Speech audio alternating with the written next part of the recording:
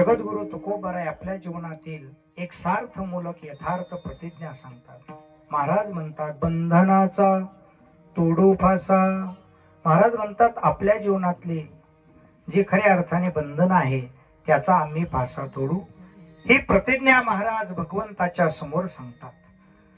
बघा, काही गोष्टी स्वप्रयत्नाने मिळतात आणि काही गोष्टी मिळवण्यासाठी प्रयत्न चालत नाही, तर खऱ्या अर्थाने प्रतिज्ञा करावी लागते. वास्तविकता प्रतिज्ञा ही पूर्णत्वाला जाईलच अशातला काही भाग नाही. कारण आपण पाहतोय ना, पुराणांचा जर विचार केला तर अनेक प्रकारच्या प्रतिज्ञा मोठमोठ्या लोकांनी केल्या होत्या, परंतु त्या सार्थ बनल्या नाही, सफल झाल्या नाही. प्रतिज्ञा करणं ही गोष्ट सोपी असते, पण ती सफल करणं ही गोष्ट अत्यंत कठीण असते. अनेक महापुरुषांनी प्रतिज्ञा केलेली आहे. महाभारताचा जर विचार केला तर दुर्योधन प्रतिज्ञा करतो, अनर्थमूलक प्रतिज्ञा करतो दुर्योधन आपल्या जीवनामध्ये, की खऱ्या अर्थाने सुईच्या अग्रभागावर राहील एवढी पृथ्वी, माती सुद्धा मी पांडवांना देणार नाही. ही प्रतिज्ञा खऱ्या अर्थाने अनर्थमूलक प्रतिज्ञा आहे.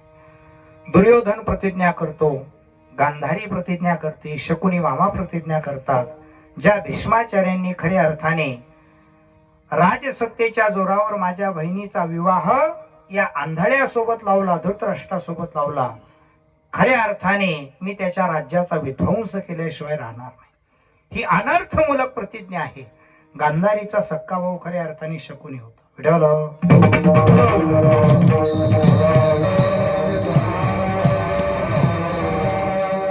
अर्जुन प्रतिज्ञा करतो, भीष्माचार्य प्रतिज्ञा करतायत, भगवान कन्हैया कृष्ण परमात्मा सुद्धा प्रतिज्ञा करतायत.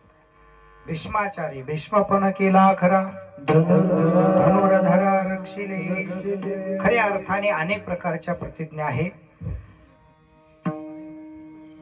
संत वाङ्मयाचा जर विचार केला तर संत वाङ्मयामध्ये निवृत्तीनाथ महाराज प्रतिज्ञा करतात, तुकोबाराय प्रतिज्ञा करतायत, घेईन मी जन्म याजसाठी देवा. अशा अनेक प्रकारच्या प्रतिज्ञा आहेत. खऱ्या अर्थाने जे देशभक्त आहेत त्यांच्या जीवनामध्ये सुद्धा प्रतिज्ञा असतात. देशभक्तांच्या जीवनामध्ये स्वराज्य हा माझा जन्मसिद्ध हक्क आहे आणि तो मी. कुणाची प्रतिज्ञा? लोकमान्य टिळकांची प्रतिज्ञा. तुम मुझे खून दो मैं तुम्हें आजादी दूंगा. कुणाची प्रतिज्ञा? नेताजी सुभाष चंद्र बोस यांची प्रतिज्ञा. तुम मुझे वोट दो मैं तुम्हें अच्छे दिन दिखलाऊंगा. कोणाची प्रतिज्ञा? सार्थ बनले का? होईल हळूहळू. अनेक प्रकारच्या खऱ्या अर्थाने प्रतिज्ञा आहेत. माऊली ज्ञानोबारांच्या जीवनामध्ये सुद्धा काही प्रतिज्ञा.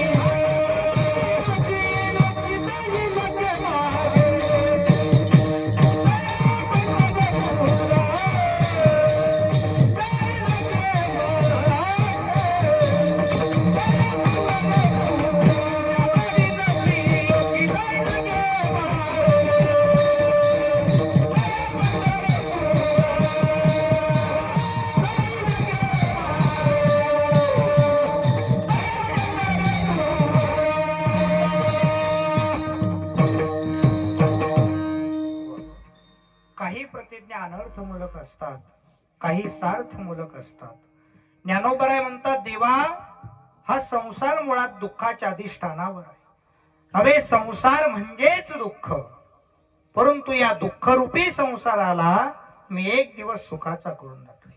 अवघाची संसार सुखाचा करीन आणि आनंदे भरीन तिन्ही लोक. स्वर्ग मृत्यू पाताळ या तिन्ही लोकांमध्ये मी आनंद निर्माण करेन. आणि ज्ञानोबारायांची ही जी प्रतिज्ञा आहे ही सार्थ बनवली माऊलींनी. आजी संसार सुफळ झाला गे माय, केव्हा तर देखेले पाय विठोबाचे. अनेक प्रतिज्ञा आहेत माऊलींच्या. माऊली म्हणतात, माझा मराठाची बोल कौतुके, अमृता तेही पैजा जिंके ऐशी अक्षरी रसिके मेळविना.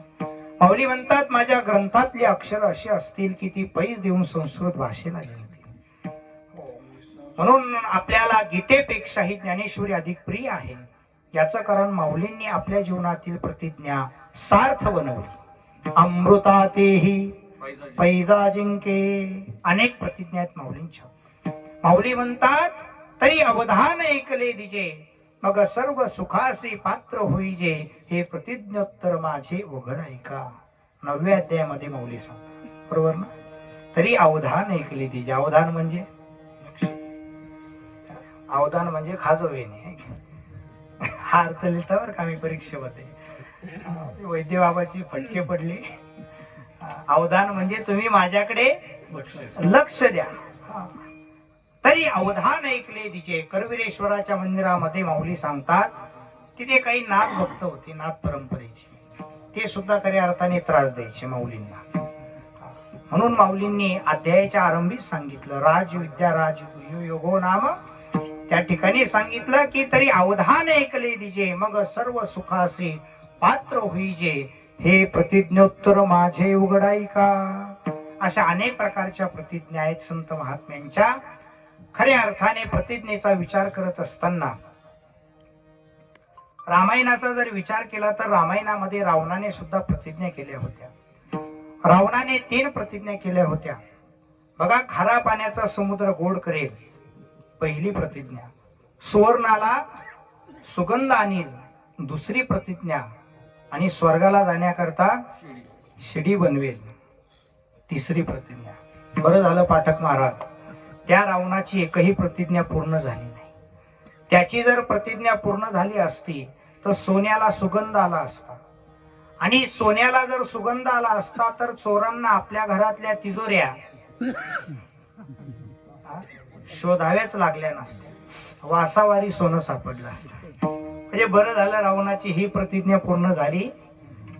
रावणाची तीही प्रतिज्ञा पूर्ण झाली नाही की स्वर्गाला जाण्याकरता शिडी बनवेल. ही जर रावणाची प्रतिज्ञा पूर्ण झाली असती तर या पुढाऱ्यांचा, आमदार खासदारांचा इतका लक लागला असता, यांनी कुठेही घोटाळे केले असते. नुसता अशोक चव्हाणाचा घोटाळा नाही, आदर्श घोटाळा. आणि मग ते स्विस बँकेत पैसे टाकण्याऐवजी यांनी लंकेत पैसे टाकले असते. त्या शिडीजवळ एखादी पतसंस्था निर्माण झाली असती, रावण सहकारी पतसंस्था, आणि तिथून हे बहादर वरती गेले असते. बरं झालं रावणाची ही प्रतिज्ञा पूर्ण झाली. रावणाची तीही प्रतिज्ञा पूर्ण झाली नाही की खारा पाण्याचा समुद्र गोड करेल. लक्षपूर्वक ऐका. रावणाची सत्ता पहा, रावणाची संपत्ती पहा आणि रावणाचं बल पहा. ज्याच्याजवळ सत्ताही आहे, बलही आहे, संपत्तीही आहे. मनुष्याला 4 गोष्टी प्रपंचात प्राप्त झाल्या की अहंकार निर्माण होतो. एक कुलीनता, पवित्र कुळामध्ये जन्म घेतला, संत कुलोत्पन्नत्वे सती, अहंकार निर्माण होतो. दुसरी गोष्ट ज्ञान, तिसरी गोष्ट सत्ता आणि चौथी संपत्ती. विठ्ठल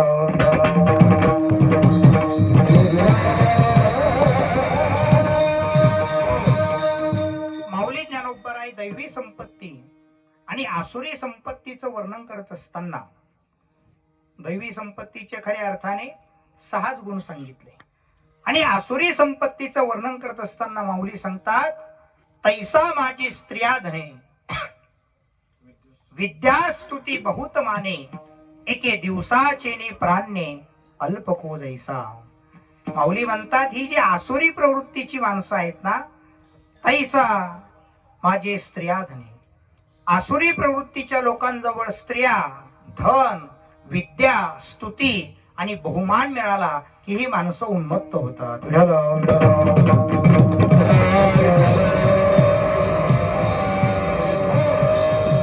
वैकुंठवासी गुरुवर्य माधवबाबा एक वाक्य सांगायचे. आपल्याच देशामध्ये एखाद्या व्यक्तीला सत्ता मिळाली आणि त्याच व्यक्तीला संपत्ती मिळाली, परंतु त्या सत्तेचा आणि संपत्तीचा त्याने दुरुपयोग केला तर ती सत्ता आणि संपत्ती फक्त 3 पिढ्यांपर्यंत टिकते. 4थ्या पिढीमध्ये सगळं बर्बाद होतं. मनुस्मृतीमध्ये स्वयंभू मनु सांगतात अन्यायोपार्जितम धनम 10 वर्षांनी तिष्ठती. अन्यायाने मिळवलेली संपत्ती फक्त 10च वर्ष आपल्या जवळ राहते. 11व्या वर्षी ती संपत्ती आपल्या घरामध्ये कलह निर्माण करते. विठ्ठल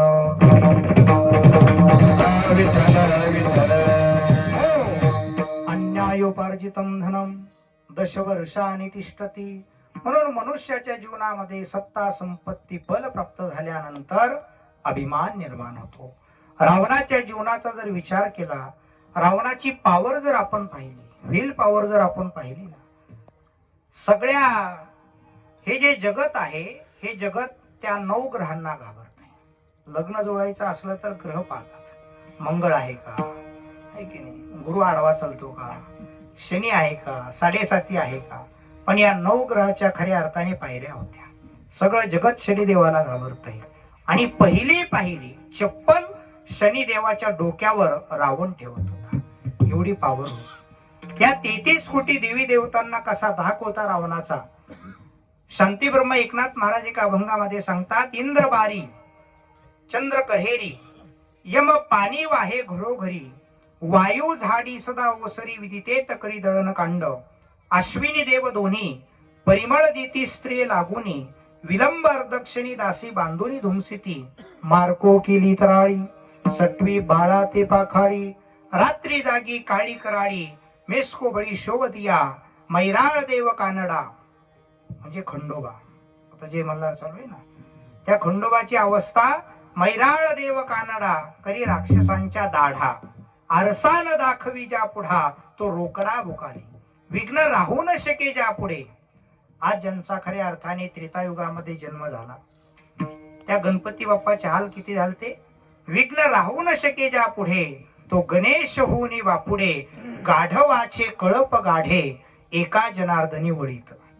कुणाच्या संपत्तीचं वर्णन आहे. शुद्ध कांचना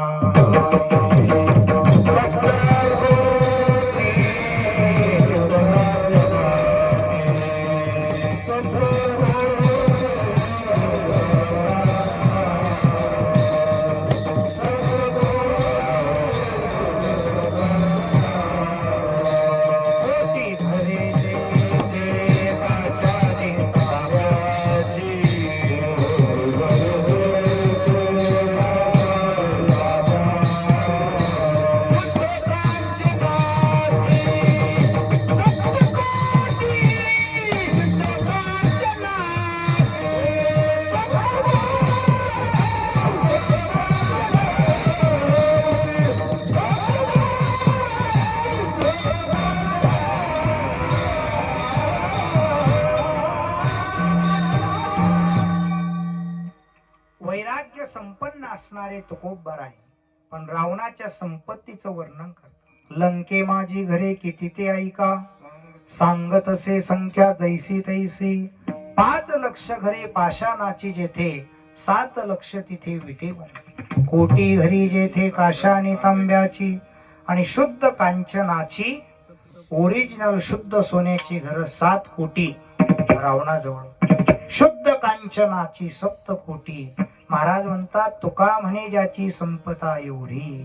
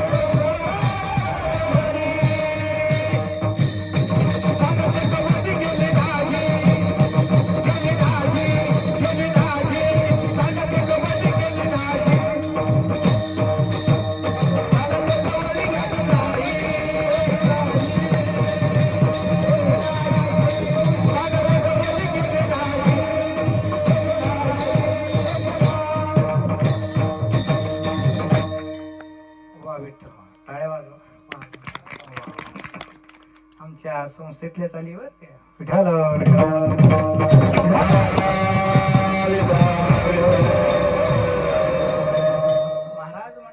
एवढी संपत्ती असणारा रावण, तुका म्हणे ज्याची संपदा एवढी, आणि सांगा ते कवडी गेली नाही. एक फुटकी कवडी सुद्धा रावण आपल्या सोबत घेऊन जाऊ शकला. आपल्या संपत्तीचा विचार करावा.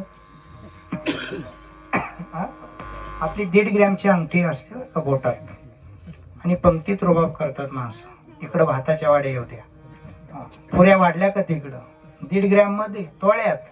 आणि रावणाचं सोनं शुद्ध कांचनाची 7 ओरिजिनल शुद्ध सोन्याची 7 कोटी घरं रावणाजवळ.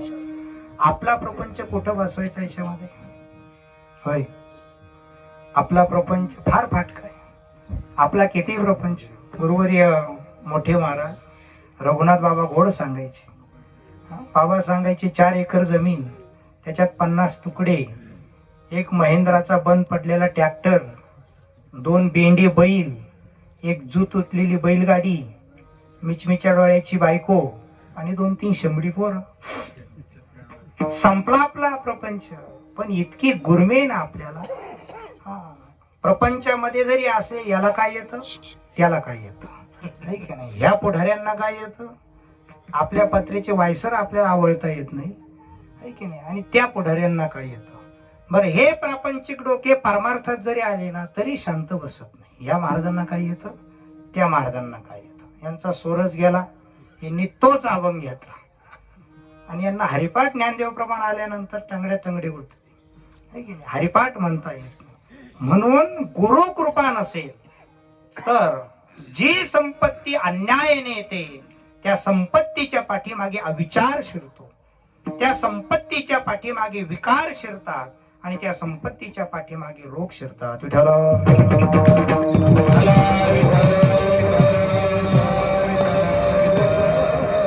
सगळं होतं रावणाजवळ, फक्त गुरु कृपा नव्हती.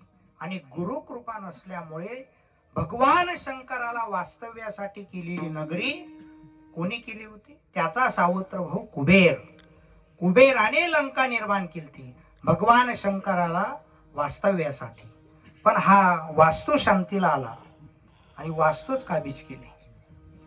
शिव भोळा, शिवजी भोळे होते. शिवजीने सांगितलं वरदान मागा, भटजीने सांगितलं उतारा माझ्या नावावर करा. त्रिकूट पर्वतच भगवंताने पुन्हा रावणाला देऊन टाकला. मग कुबेराला राग आला. कुबेर गेले आपल्या वडिलांजवळ, विश्रव्याजवळ, आणि सांगितलं रावणाने माझी नगरी हिसकावून घेतली, मी शंकराकरता तयार केली होती. आणि मग खऱ्या अर्थाने कुबेराची समजूत घालण्यासाठी कुबेराला सांगितलं बापाने, ही जी नगरी आहे लंका, त्रिकूट नावाचा पर्वत, त्याच्यावर सुवर्णमय लंका ही रावणाला राहते. तो खऱ्या अर्थाने बलवान आहे, शक्तिशाली आहे, आणि सगळ्यात महत्वाची गोष्ट म्हणजे दुर्जन आहे. दुर्जन आहे, याला राहू दे. म्हणून खऱ्या अर्थाने त्या बापाने रावणाला दिली लंका आणि कुबेराला दिली अलंका. अलंका म्हणजे आळंदी. आळंदी ही कुबेराची नगरी, आणि त्या ठिकाणी 108वा विष्णूचा अवतार म्हणजे ज्ञानोबराय झाले. विठ्ठल.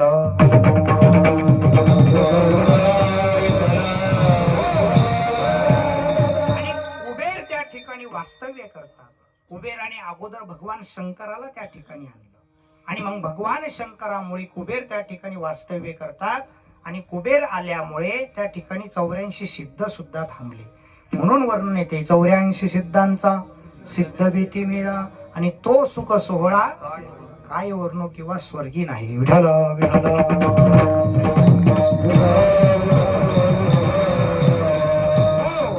रावणाजवळ सत्ता, संपत्ती, बल. रावणाचं बल जर पाहिलं तर कैलास पर्वत एका हाताने उचलतो, इतकं बल आहे. हिमालय जो आपला काश्मीर, हिमालय, हे कैलास पर्वताचा खऱ्या अर्थाने 15% भाग आहे. किती? 15%. आणि सबंध कैलास पर्वत रावण एका हाताने उचलायचा. आपला विचार केला, 50 किलो खताची गोणी उचलायची झाली शेतामध्ये, आपण बायकोला जवळ बोलावतो. ही तर आपली पावर, शक्ती आहे. रावणाजवळ सत्ता, संपत्ती, बल या 3ही गोष्टी आहे. तरी सुद्धा रावणाची एकही प्रतिज्ञा पूर्ण झाली नाही. जगद्गुरु तुकोबारायांच्या जीवनाचा जर विचार केला तर तुकोबाराय सुद्धा या ठिकाणी प्रतिज्ञा करतात.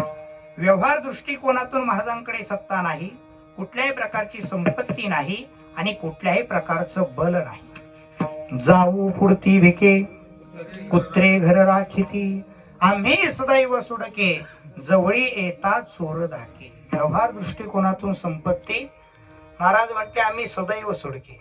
आडनावाचे नाही बरं काही आडनावाचे असतात. आम्ही सदैव सुडके जवळी येतात चोर धाके. आम्हाला पाहिल्यानंतर रात्री 12 वाजता चोर आपली गल्ली बदलवतात, मार्ग बदलवतात. कारण आम्ही कीर्तनावर आलेलो असतो म्हणून चोरांना वाटतंय आपल्याजवळ काहीतरी मागतील म्हणून चोर आपला मार्ग बदलवतात. जवळी येतात चोर धाके आणि जावो पुढची विके कुत्रे घर राखीती. आमच्या घराचा विचार केला तर दरवाजाच नाही. आपल्याला वाटतं शिंगणापूरला दरवाजे नाही, अगोदर तुकोबारांच्याच घराला दरवाजे नव्हते बर का देहू मध्ये. महाराज कीर्तनाला गेले की गावातली कुत्री खऱ्या अर्थाने त्या घरामध्ये यायची आणि महाराज तिथं आले की कुत्री गल्लीमध्ये निघून जायची. जवळी येतात चोर धाके जाऊ पुढती भिके. आम्ही जर पुढे गेलो जाऊ पुढती भिके तर कुत्रे घर राखीती. हे कुठपर्यंत? वैकुंठवासी माधव बाबा, वैकुंठवासी रघुनाथ बाबा इथपर्यंत बर का.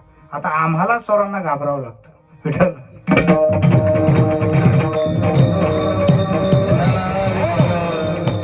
व्यवहार दृष्टिकोनातून संपत्ती नाही, व्यवहार दृष्टिकोनातून कुठल्याही प्रकारची महाराजांजवळ सत्ता नाही आणि कुठल्याही प्रकारचं बळ नाही.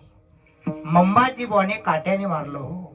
काय मंबाजी बुवाने खऱ्या अर्थाने महाराजांना काट्याने मारलं. पूजन केल्यानंतर ज्ञान सांगणं फार सोपं आहे, पण अपमान झाल्यानंतर ज्ञान सांगणं ही गोष्ट अत्यंत कठीण. कीर्तन सुरू होण्याच्या अगोदर एखाद्या टाळकाऱ्याने जर कीर्तनकाराकडे वाकड्या नजरेने पाहिलं तर आमचं कीर्तन वायबल होतं. साऊंड सिस्टीम चांगली लागली नाही, आमचं मन कीर्तनात राहत नाही. नंतर पाकिट चांगलं भेटलं नाही, अख्ख्या कीर्तनावर पाणी फिरलं आणि तुकोबारायांना काट्याने मारलं हो. पूजन केल्यानंतर ज्ञान सांगणं फार सोपं आहे, अपमान झाल्यानंतर ज्ञान सांगणं अत्यंत कठीण. त्या तुकोबारायांना मारलं की ज्या तुकोबारायांचं पूजन प्रत्यक्ष पांडुरंग परमात्मा करतो. जया पूजले आदरे पांडुरंगे विमानस्थ केले प्रयाण प्रसंगे. जगतामध्ये निंदा होते याचा अर्थ फक्त एवढाच मर्यादित घेऊन चालत नाही. निंदा कधी वाईट लोकांची होत नाही तर निंदा चांगल्याचीच होते. वैकुंठवासी गुरुवारी बाबा विनोदाने सांगायचे, ज्या बोरीला बोरं गोड असतात त्या बोरीला सर्वच दगड मारतात. ज्या बोरीची बोरं गोड असतात त्या बोरीला सर्वच दगड मारतात. पुढे बाबा गोड सांगायचे, ज्या बोरीची बोरं आंबट असतात त्या बोरी खाली माणसं चिंपट घेऊन संडासला बसतात.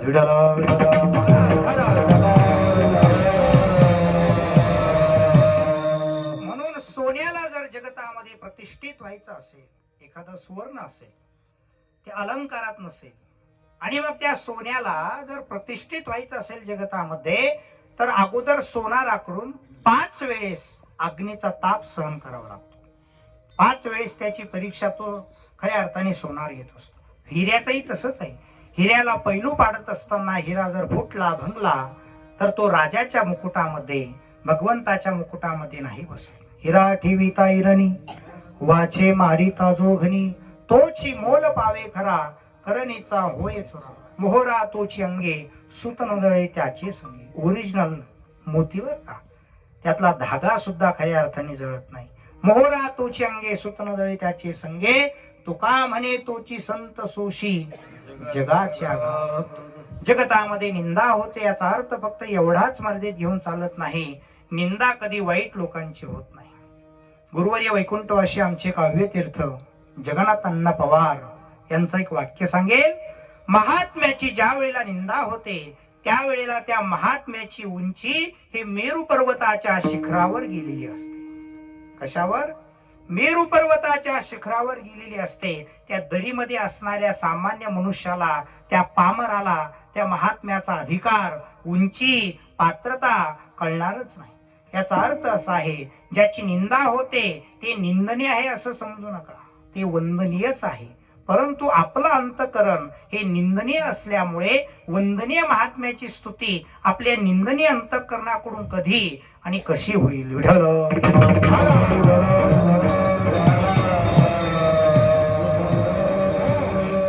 निंदा झाली महाभारतामध्ये भगवान कृष्णाची त्या मय सभेमध्ये. कुणी केली? शिशुपालाने. पुन्हा निंदा केली दुर्योधनाने धर्मराजाची. एक श्लोक सांगेल. पांडव गीतेमध्ये दुर्वास मुनी लिहितात, धर्मो युधिष्ठिर चिंतनेन कीर्तनेन. खऱ्या अर्थाने श्रीमंत आहे दुर्योधन आणि गरीब आहे पांडव धर्मराज. पण त्यांचा फरक स्पष्ट करत असताना दुर्वास मुनी त्या पांडव गीतेमध्ये असं लिहितात, धर्मो युवर्धती युधिष्ठिर कीर्तनेन. दुर्योधन श्रीमंत आहे, चक्रवर्ती सम्राट ज्याचा बाप आहे, बापाच्या जीवावर जो राजकारण करत आहे, पालखीमध्ये बसतो, एका वाक्यात प्रजा हलते, श्रीमंत आहे आणि भावी जो युवराज आहे. पण दुर्वास मुनी पांडव गीतेमध्ये सांगतात, श्रीमंत दुर्योधनाला त्या राजाला पाहिलं तरी त्या काळामध्ये पाप लागत होतं. परंतु पांडवांचा जर विचार केला, पहा ते पांडव अखंड वनवासी, खायला व्यवस्थित नाही, राहण्यासाठी नगरी घरच नाही, अंगावर परिधान करण्यासाठी कपडे नाही, झाडाच्या साली वल्कले परिधान करतात. पहा ते पांडव अखंड वनवासी. परंतु दुर्योधनाला पाहिलं, श्रीमंत दुर्योधनाला पाहिलं तरी पाप लागत होतं. आणि धर्मराजाचं जर तुम्ही चिंतन केलं तरी तुम्हाला मोक्ष प्राप्त होतो. धर्म युवर्धती युधिष्ठिर कीर्तनेन. म्हणून जगद्गुरु तुकोबारायांच्या जीवनाचा विचार केला. निंदा झाली महाराजांची. उकळत पाणी खऱ्या अर्थाने महाराजांच्या अंगावर खऱ्या अर्थाने टाळकऱ्याच्या मंडळीने टाकला. महाराज त्या ठिकाणी धावा करतात, जडे माझी काया लागला ओनवा आणि धावरे केशवा माय बापा. म्हणून भरोसा ठेवायचं नाही बरं. आम्ही ड्रायव्हरच भजनी केला आम्ही की नाही. नको आम्ही त्यांच्या घरी जायचं सप्ताह निमित्त, काही कार्यक्रमानिमित्त, आणि काकूने अंगावर गरम पाणी टाकायचं. त्यामुळे कुठे गेले, भाडं घेऊन गेले. महाराज कीर्तनाला लोहगावला गेले आणि मग आबाजी पंत लोहकरे त्यांच्या सौभाग्यवतीने उकळतं पाणी टाकलं. महाराज धावा करता, धावरे केशवा देवा आम्ही शक्तीहीने भाकुतेने करू म्हणे. देवा आम्ही शक्तीहीन आहोत रे. शक्तीहीन आहोत म्हणणारे तुकोबाराय. जगा काळ खाय आम्ही माथा दिला, कालोस्मी लोके क्षयकृत प्रवृद्धो. सबंध जगत काळाला घाबरते, पण कालोस्मी लोके क्षयकृत. खऱ्या अर्थाने विश्वरूप दाखवत असताना भगवान कृष्ण परमात्मा अर्जुनाला सांगतात. आणि अर्जुन विचारतो, तुम्ही कोण आहात? मग त्या विश्वरूपातून उत्तर नाही आलं, मी कृष्ण आहे म्हणून, मी कन्हैया आहे म्हणून, मी शंकर आहे म्हणून नाही सांगितलं, मी देव म्हणून नाही सांगितलं, तर मी कोण आहे? तर मी काळ आहे. विठ्ठल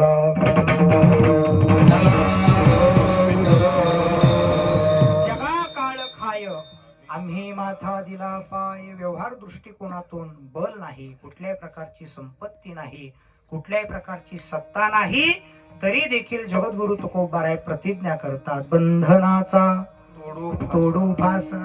आताशी आपल्या कीर्तनाचा पूर्वरंग झाला. खऱ्या अर्थाने बघा, बंधन आपल्याला दिसत नसलं तरी प्रत्येक मनुष्य बंधनामध्ये असतो. बंधनाचा विचार करत असताना चाणक्य त्या ठिकाणी चाणक्य नीतीमध्ये सांगतात, आत्मनोमुख दोषेन बध्यन्ते शुकसारिकः बकस्तटन बध्यन्ते मौनम सर्वार्थ साधनम. असं म्हटलं जात आहे, अज्ञात मुखाच्या दोषामुळे म्हणजे चांगलं बोलणं हे सुद्धा बंधनाला कारणीभूत ठरतं. चांगलं बोलणं, चांगला बोलतोय पोपट, चांगली बोलते कोकिळा, म्हणून त्यांना बंधन तयार होतं. बगडे काहीच बोलत नाही, त्यांना कोणीच पकडत नाही. विठ्ठल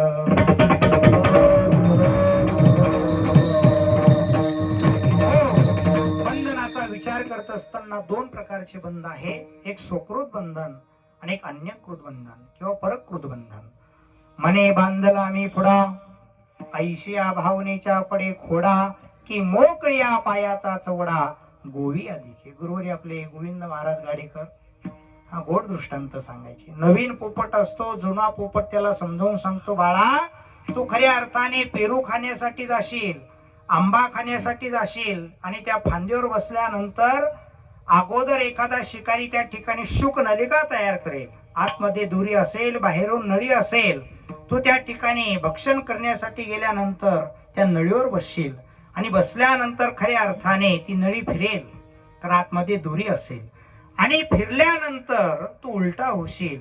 मग हे आकाश तुला खोल जरी वाटेल, आणि मग तू काय करशील, मोकळ्या पायाचा चवडा गोवी अधिके, तू घट्ट त्या नळीला पकडशील. पण तू काय करायचं, ती नळी सोडून द्यायची. हे ऐकतो नवीन पोपट.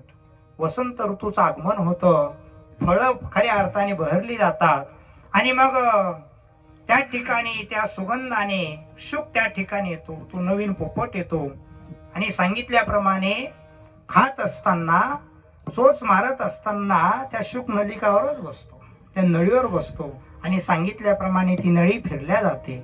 नळी फिरल्यानंतर खऱ्या अर्थाने हे आकाश त्याला फार मोठी दरी वाटते.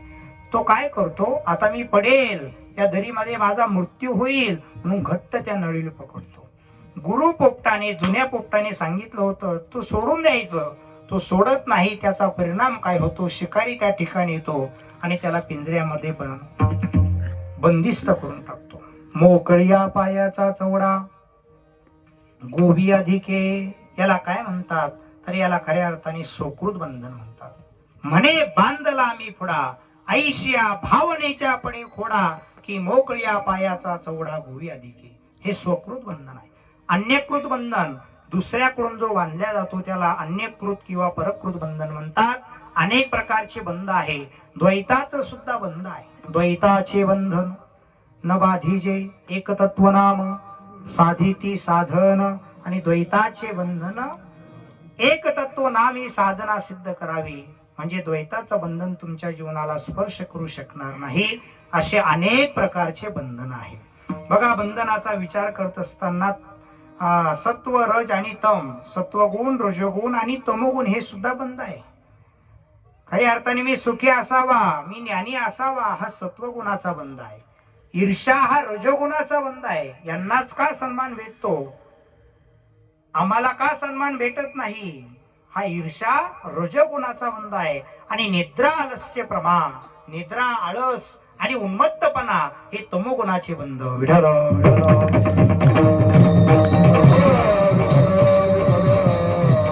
असे अनेक प्रकारचे बंध आहेत.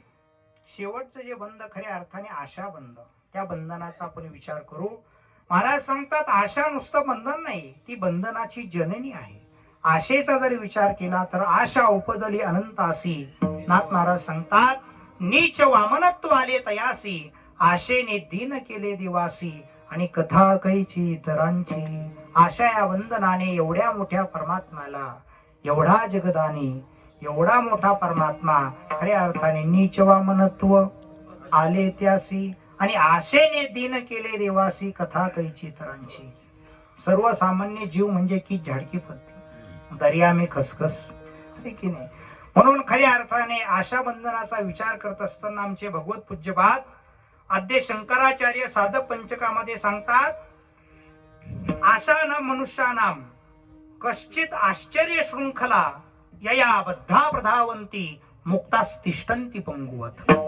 शंकराचार्य म्हणतात आशा नावाची एक विचित्र शृंखला आहे. शृंखला नाम साखळी आहे. आशा नाम मनुष्यानाम कश्चित आश्चर्य शृंखला. कशी आहे ती, जो आशेने बांधला असेल ना तो सारखा पळत असतो. हे केलं पाहिजे, ते केलं पाहिजे, लग्न झालं पाहिजे, नोकरी भेटली पाहिजे, नोकरीनंतर छोकरी भेटली पाहिजे, छोकरीनंतर मुलं झाले पाहिजे, ते मोठे झाले पाहिजे, त्यांना शाळेत पाठवलं पाहिजे, बंगला बांधला पाहिजे, गाड्या घेतल्या पाहिजे, हे केलं पाहिजे, मुलांचं लग्न करून दिलं पाहिजे, घरात सोनं आल्या पाहिजे. त्याला काय म्हणतात, आशा म्हणतात. हे केलं पाहिजे. सुनांनी एकदा हाताखालून मग जास्त सुख प्राप्त होतं बरं का. याला म्हणतात आशा. म्हणजे जो आशेने बांधला असेल ना तो सारखा पळत असतो. महाराज फार कावळा शिवेपर्यंत पळत असतो, आणि जो आशेने सोडून दिला तो एका ठिकाणी स्तब्ध उभा राहतो. या खांबाला एखाद्याला जर बांधून टाकलं साखळीने तो चालू लागेल ना. बांधून टाकल्यावर एका ठिकाणी थांबेल आणि सोडून दिल्यानंतर भागो की नाही पळून. परंतु आशा नावाची विचित्र शृंखला शंकराचार्य सांगतात. आशा नाम मनुष्यानाम कश्चित आश्चर्य शृंखला या बद्धा प्रदावंती मुक्तास्तिष्ठन्ति पुंगवत. जो आशेने बांधला असेल तो सारखं पळत असतो. जो आशेने सोडून दिला तो एका ठिकाणी स्तब्ध उभा राहतो.